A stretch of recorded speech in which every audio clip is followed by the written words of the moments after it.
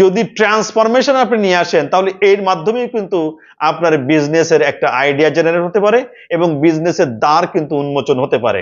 যেমন আমরা সবাই জানি থমাস আলভা এডিসনের নাম শুনেছি আমরা। সো থমাস আলভা এডিসন যখন আসলে বৈদ্যুতিক বাল্ব আবিষ্কার করলেন, তার পূর্বে তাহলে এই পৃথিবীর মানুষ কি একেবারে অন্ধকারে ছিল?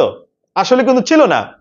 তখন হয়তোবা যেই স্টাইলে মানুষ আলোকিত হতো, হয়তোবা আপনারা হতে পারেন ট্র্যাডিশনাল যে সমস্ত ওয়ে, যেটাকে আমরা বলি যে লণ্ঠন, যেটাকে আমরা বলি হারিকেন, যেটাকে আমরা বলি যে ট্র্যাডিশনাল কুপি, যে নামে আমরা বলি না কেন।